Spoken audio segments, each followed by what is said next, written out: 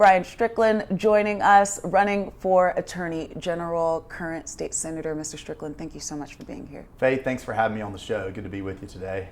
So, Mr. Strickland, I want to start by just talking about, I saw a campaign video that you all recently put out, just kind of showing your ideals, your values. You say that you want to protect Georgians, you want to fight crime, and that your conservative background is going to win you this election. Can you talk to me a little bit about the campaign video you all put out and what your values are? Sure. With the video, we're introducing who I am to the state of Georgia. And so I grew up on a farm in Henry County. I was the first person in my family to go to law school. Went to law school, came back home and started practicing law, and I ran for the General Assembly back in 2012 in a state house seat. And I jumped over to the state Senate in 2018. And my background politically, I was in an area that was changing fast. And we saw a seat that was light red shift to purple and light blue. And I was able to win election after election. There are people who get in the General Assembly and win an election initially and sit there for 10 years. I had elections in 2012, 2014, 16, 18, 20, 22, 24, leading up to now. And I saw contested general elections every single year. And so I'm battle testing on the campaign trail, and I wanted to show people that about me and my experience because I won those close elections. Then I went to the state capitol and stayed who I am. And I fought for conservative principles at the state capitol, fought for big ideas at the state capitol, was happy to work on election integrity, constitutional carry, the heartbeat bill, mental health reform, you name it, big issues I was leading on. But I would go back to my district in a place where people thought I couldn't win because I was Republican, and I would still get reelected. Why do you think that? I think because people want someone that they trust, they want someone that works hard, and that goes across party lines. Even if you disagree with me, I think you appreciate how hard I worked, how I told you what I was going to do when I was on the campaign trail, and went up there and did it, and I took on tough things. And I think at the end of the day, that goes beyond politics. Thank you, Mr. Strickland. You say that you are a conservative. Clearly, that is proven in your record under the Gold Dome. Would you say that your views align with those of President Donald Trump and the MAGA wing of the party? I think so. I don't view it as a MAGA wing of the party. I think the Republican Party is very united. The idea of what President Trump is fighting for is the rule of law. At the federal level, I love what he's doing. He's going back and undoing what the Biden administration did. We had open border policy. We're seeing the impact of that right now here in Georgia. We're, of course, seeing that play out in California right now. And so you have someone that ran for office saying, we'll go back and restore law and order. And he's doing that. He's doing exactly what he told us he was going to do. And also, as a Georgian, I love the appreciation he has for the states. He's standing up for our values in D.C. and versus going up there and adding more bureaucracy, trying to overturn the laws that we pass here in Georgia, the laws we were elected to do. He respects that more. And so I'm happy to also see more power coming back to the states with President Trump as well. Are you looking for a Trump endorsement? I'll take a Trump endorsement. I think I'm someone that lines up with his views, and I'm someone that will fight for the values of Georgia. I'll take that fight that I've had with my record at the State House, and I'll take that across the street to the courthouse and fight the battle there as well. Well, we will see if that endorsement comes. Can I ask you about this? I know one of your pillars that you're campaigning on is secure elections. What interference or loopholes did you see in the last presidential election? In the last election, I think we go back to the 2020 election. We'll start there. And we saw a system that didn't have a lot of faith from the voters in the system itself. You saw a system with absentee ballots where people were voting one way by absentee, a different way by the machines. And we saw counties doing things differently around the state when it comes to mobile voting. We saw counties reporting votes differently, and there was not a lot of faith in that election. And so I was proud to go in 2021 and support Senate Bill 202. And Senate Bill 202 was common sense reform. And it's not often that you talk about a bill with a bill number. When you talk about a bill number, it means the bill that got a lot of attention. And what I found in 2021, after we passed this common sense bill that standardized the process as to how we vote in our state, put more faith in the system, had a lot of good parts to it. After we passed that bill, it was something at the state capitol we were winning the debate on. I think no one could really get up there and argue against that bill, in my opinion, on the floor of the House and Senate. It passes, and then we see the fight go to the courthouse. And also misinformation. We saw Stacey Abrams go and say the bill was doing something it didn't do, saying it made it harder to vote in our state. We saw the All-Star game as a result of that be canceled in Georgia. And so I found myself leaving the state house, the state senate at the time, and going out to the Rotary clubs, to civic clubs around my district, defending that bill. And I took the bill with me and said, let's walk through this bill. And I went through the bill and I answered questions after question. After I got done, I couldn't find anybody that was opposed to it. Yet I saw a battle in the courtroom saying this bill was unconstitutional. And that was kind of the moment I said, you know, it's great to go fight for good policy as a legislator at the state capitol. But the battle is bigger than that. The battle also then goes to the courthouse. And one judge could strike down a law with their opinion that they have. And so that's what I'm excited about with this election, is I get to go and put on my lawyer hat as a lawyer legislator who has experience fighting for good policy, and now take that fight to defend those good policies at the courthouse. And do you believe that this past presidential election, were there any loopholes in your opinion? Any loopholes? What do you mean by loopholes? Any interference, any loopholes, or anything, any issues? You said in 2020 you listed out several issues, which is why you guys passed 202. This past presidential election, did you see any issues? Not from a big standpoint. Yes, there's things on the ground. There's still more work to be done. Counties like Fulton County have to get their act together and follow state law. And so you're going to see more work that's going to have to be done to continue to improve our election system. But I think we saw a drastic improvement from 2020 into 22 and also into 24. And what's great is we also saw more participation. The idea that we were passing a bill in 21 that was going to make it harder to vote, we saw more people turning out in 22. And even because we had more security in our election, I think people felt more confident about their votes. And that's a bipartisan thing. It's something that we all should want. You should know when you walk in that ballot box that when you cast that vote, your vote counts. And I think the improvements we made has really helped restore faith in our system. But to answer your question, there's always more we can do, and we'll continue to work under the Gold Dome in the time that I have left to continue to improve our election laws. How would you address the issue of voter intimidation that some people say would happen at the ballot box? We should never have voter intimidation. No one should be intimidated when they go vote. We have seen just in my lifetime a process play out from the old hanging chads that we saw years ago back in 2000, of course, in Florida, a system with these old style paper ballots that were very difficult to navigate with the way we voted in the past. And now we have a system that is wide open where you have early voting, you have weekend voting, you can vote. There's so many opportunities to vote. And of course, we still have absentee ballots as well, but we now have IDs attached to that to make sure they're secure. And so it is easier now to vote than ever. And so no one should ever stand for any sort of intimidation. And I don't see that on the ground. What I see is people lining up to go vote. And as you get closer to election day, you see the lines are shorter and shorter, and we're constantly making sure we have enough machines at each polling place to make sure access is there for voting. And so I'm not seeing voter intimidation on the ground. Thank you, Mr. Strickland. Can I ask you about immigration policy? If you're elected, what is your first move when it comes to immigration policy in Georgia? Enforcing the law. I mean, we start with enforcing the law. You can't talk about immigration reform when you have an open border. You've got to enforce the laws that you have now. And that's what we saw the last 4 years federally. You saw us going backwards. We changed the policy at the border, and we saw more people coming across the border. And what that leads to is not just people come into our country illegally, which is an insult to those that follow the law and follow the process, but also you saw the amount of drugs coming into our country. You see things like human trafficking, traffickers coming across the border, and that's not just something that our border states, California, Arizona, New Mexico, Texas deal with. It's something that we deal with here in Georgia. In particular, human trafficking is a big deal here. The gangs are a big issue in Georgia. So we saw the side effects of an open border policy. And now what you're seeing is President Trump doing exactly what he told us he was going to do on the campaign trail, and that's start by securing the border. And you're seeing now, you're not seeing the amount of people flowing over the border that we had before, and now we have to get in here and enforce the laws we have on the books. What we're seeing play out in California is unacceptable. The California government needs to be enforcing immigration law, and I'm proud of President Trump for stepping up and sending in help with the National Guard to try to help restore order in California.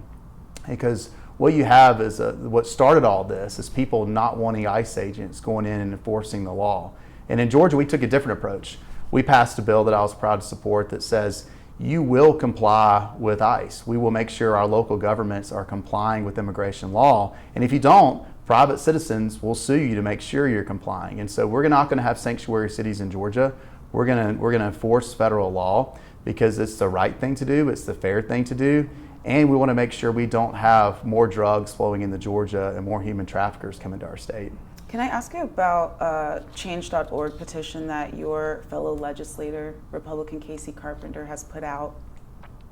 And he is seeking immigration reform in the form of making sure those who are criminals are getting out of the country, not all undocumented immigrants, those who might have been here for years and years and years, their students, their moms. He doesn't want to see those people kicked out. He wants to see the criminals kicked out. Is that something that you would sign on? No, because I think we need to see comprehensive immigration reform from DC. And I do think there's other ways other than just a path to citizenship. There are other ways with visas that people that are following the rules and are doing what they're supposed to by federal law can stay here. But we can't have a system in place where we say, don't follow the rules, come here illegally, and yet we'll let you stay. I go back to what I said earlier, you have to enforce the law first. So do you feel that anybody who has crossed the border at any point in their life, whether they were 1 year old or 50 years old, and they're here now, they're here illegally, they need to go? Would you? No, I'm not saying that. I'm saying that we do start by deporting those that are violating other criminal laws once they're here. And then we get into the conversation of should we have comprehensive immigration reform from Washington, D.C. that provides other ways to have visas, another process where you can get back in line. But that's not our job in Georgia. Our job in Georgia is to enforce the law. We want to make sure that we send a message nationally that we're going to enforce immigration law. And when you come here illegally and then you're committing a crime, when ICE comes to deport you here, we're going to let that happen. We're not going to let chaos happen in the street. We're not going to have people. Even if you're a child or you're a mom, you're going to let that happen. That's not what we're seeing now. What we're seeing now is ICE going in and starting with criminals. Some people are seeing we just saw in the case of Casey Carpenter, the 19-year-old who was detained for making a right, even though I believe it was Dalton police said that it was a mistake. So you are seeing some of that right now. People kind of getting caught up in, some would call it a gray area, where they are undocumented, they didn't do anything wrong per se, besides maybe coming into the country, according to some people, right? But when you say that you're enforcing the law in Georgia, does that pertain to those, like I said, children, moms, grandmothers, or just the criminals? If you look at that case in Dalton, there was an admission that there was a mistake made in deporting that lady. Now, she was not here legally. We do start with that, but that was not the intent of that situation. There's more to that story. But we can't jump on one scenario like that and say we're not going to enforce federal law. I think it's a bipartisan thing. Again, President Trump won the re-election running on this very issue, and I believe it's one of the reasons he got elected again, is we're going to start by enforcing our laws, and we're going to start with those criminals that are here committing crimes, that are bringing gangs to our streets, to every corner of our states, bringing human traffickers to our state, and that is what President Trump is doing now. And so what we can't do is take one example and say because this happened here, again, a situation that was acknowledged was not what the intent was in Dalton, because that happened, we can't enforce federal immigration law. And so there's a bigger conversation to have about where we go nationally with immigration reform, but I still go back to where I started. We have to secure the border, and we have to enforce our laws on the books. And we start with those that are committing crimes when they're here illegally. And no one should be standing in the way, burning cars, destroying businesses, blocking interstates, because ICE is trying to go and do exactly that. Can I ask you about the Second Amendment? You have been a staunch supporter of the Second Amendment. Do you agree with the state Supreme Court's decision to uphold the law requiring those in Georgia to be 21 years old to carry a handgun? That's the current law we have on the books, and so I support that law in Georgia. One of the things, Georgia has very good pro-Second Amendment laws on the books, but one thing we did not have was constitutional carry. And so we had a process where those that follow the law would go and get a permit. And so those that are doing the right thing would have to go ask for permission to carry a firearm, a concealed firearm. And so I was proud of, I think it was 3 years ago now, to lead the effort to repeal that law, to make sure that we don't have to go through and pay a fee and go through a probate court just to have a firearm in our state. And there's a lot of your constituents that agree with that, some of them that don't. Can I ask you about the case of Appalachia, the horrific high school shooting that we saw there? A rifle was used in this case. My question for you is, do you agree that the 14-year-old suspected shooter's father should be held accountable for his son's actions?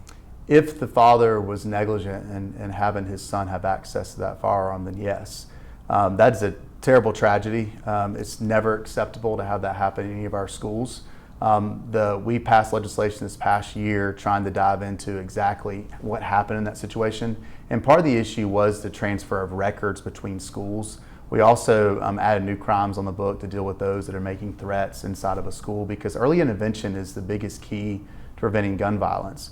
I don't believe that you can pass a law banning guns and expect criminals to not have a gun. To me, that makes no sense.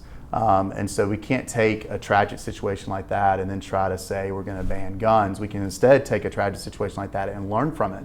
And one of the things that was positive from that story was we didn't see more people get hurt because you had a good system in place in that school when it comes to notifications internally. We're taking the notification system that we saw at that school and trying to make sure we're having other schools have similar security measures in place, because that tragedy could have been even worse. But I think that we should learn from that situation and obviously adapt with our laws and our policies when it comes to school safety. But the idea of taking that, as some on the left, not all, but some on the left want to take that and then rail against the right to have a firearm, and that's just unacceptable. In regards to the heartbeat bill, another piece of legislation that you supported, what legal guidance would you give to doctors who have a gray area that they're kind of dealing with? We know that both doctors and politicians on both sides of the aisle, Republicans and Democrats I've spoken with, acknowledge that there is a little bit of confusion, depending on who you're talking to, and this gray area on what doctors can and cannot do in terms of the heartbeat law. If you get the job, will you create some type of recommendation or legal guidance to try to solve some of that confusion? So I don't believe the heartbeat bill is complicated. And our current Attorney General has weighed in saying that the situation with the mother in DeKalb County, that the heartbeat bill does not apply in that situation. And what's been tragic to me, that is a very sad story. And what we don't want to do is have that mother's reputation, legacy be wrapped into politics. She should be able to have her legacy and her family legacy speak for itself as to the person that she is and she was. And if the child is born, that child should be to create their own legacy, not wrapped up in the politics. Is it politics, though, if the hospital is citing a law? Is that politics, or is that just people trying to make sure that they're not breaking the law? So I'm obviously not on the ground in the hospital trying to understand how they're interpreting the law, but what I've seen... Can I read you their statement? Sure. So they sent us a statement saying, in part, Emory Healthcare uses consensus from clinical experts, medical literature, and legal guidance to support our providers as they make individualized treatment recommendations in compliance with Georgia's abortion laws and all other applicable laws. It continues to say our top priorities continue to be the safety and well-being of patients we serve. Because of federal privacy rules, we do not comment on individual patient cases. Sure. So just to give you a little bit of background on that. Yeah, and so what I hear is they're trying to cover themselves. I'm not hearing a real statement as to why they think the heartbeat law applies to that situation. What I have seen, though, is I've seen some on the left, again, not all, but take this situation, go to the steps at the state capitol and say, this is why we should repeal the heartbeat law. And that it goes back to what I said about immigration law, the idea of taking one case and then trying to politicize that. And especially a case like this, it's so sad, and try to politicize that and say, this is why we should repeal the heartbeat law. I was proud to support that law. I went to the well of the Senate and spoke in favor of that law. And what I said when I was speaking is this is a common sense law, because we're asked to, as politicians, draw a line and say at what point should abortion happen in every situation? At what point do we say this is a living person? At what point do we put protections there?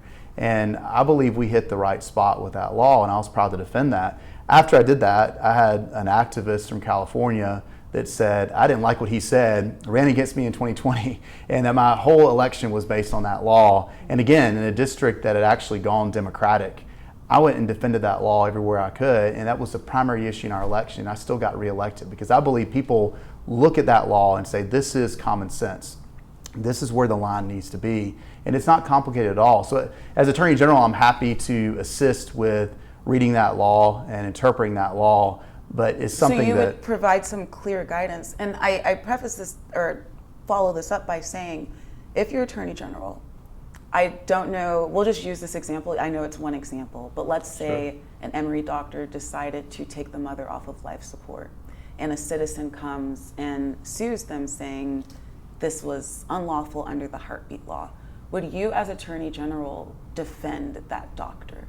So I'd have to look at case by case. As Attorney It'll General, be a case by case yeah. situation. Process wise, as Attorney General, you are the lawyer for the state of Georgia, and so if someone wants to challenge the constitutionality of the heartbeat law, of course I'm going to defend the heartbeat law. But the idea that as Attorney General I'm going to go looking for cases to get involved in on behalf of the state, that's a different story. Well, I don't think you would be looking, but if it was brought to you, because I think that that's the fear right now, is that some doctors don't even want to touch it because they don't want to end up going to jail. You know? Statists don't believe that's a real fear. I think that's being manufactured, and time will tell who's right on this. But I believe you saw an extreme example. Even the statement you read doesn't directly say the heartbeat law says this, and this is why we're interpreting it this way, or the heartbeat law should be challenged or it needs to be clarified.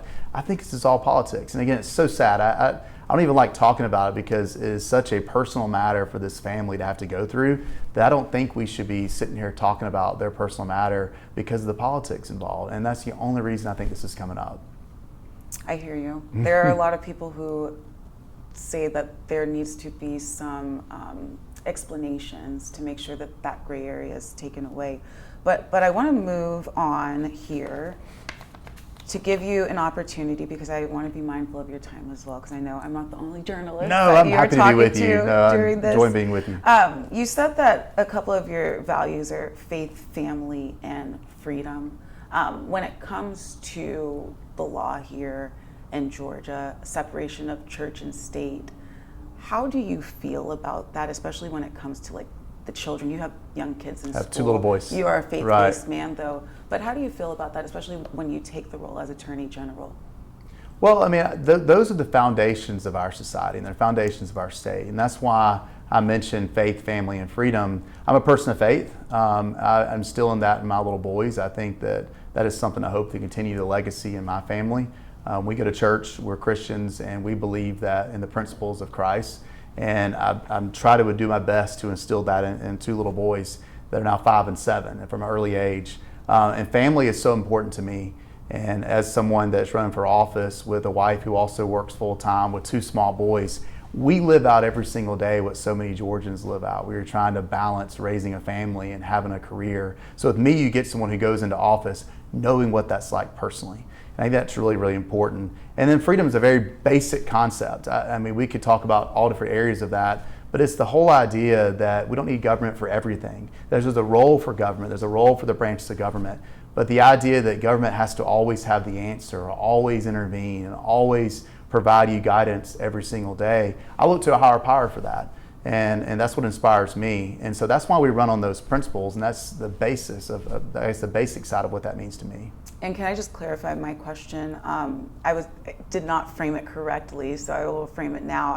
Wanted to get your opinion on when it comes to schools, just the role of the government when it comes to any decisions based on what kids are learning. We've seen some book bans, disciplinary actions. Should that be specifically left to a city council, a school board, the parents, or do you see something where you might have to step in, the governor might have to step in? So we could talk about any specific law, but I'll start with this. As a parent, I believe it starts with a parent. A parent should be in the driver's seat as to what happens at their kids' schools. We have local boards of education for that reason. We don't have schools governed generally by the state or the federal government for that very reason, because at the end of the day, every school system should represent the values of those kids and those families and those parents and those school systems. So I start with that. The best way to have education policy is to go back into the home and go into the school board meetings and have parents at the table making those decisions. And then if I could ask you, there's not too many people entering this race just yet. We're still pretty early. Right. But why would you be a better choice than your other opponent right now, Bill Cowsert? So I'm not going to talk about my opponent. I think when you see politicians talking about their opponents because they don't want to talk about themselves, and it's not always easy talking about yourself, but I have a reputation that speaks for itself. And we talked a little bit about that today. I'm a guy that went to the state capitol at an early age, relatively speaking, and fought for big things. I didn't go up there looking for sound bites. I went up there fighting for real policy and making real change. And I've had to battle year after year in elections to defend that. And I think that's a positive thing. I wish more people had elections every 2 years to defend what they've done at the state capitol. And so my reputation speaks for itself. And I believe I'm the person that you can trust, that is going to work hard. Even if you don't agree with me, you'll appreciate me being so open and me being so honest about where I stand on things. Mr. Strickland, I have 20 more questions for you, but I will save them for another That's interview. great. I appreciate you taking the time to come to our studio, and we hope to have you back on soon. Thank you, Faith. I appreciate the time today. Thank you.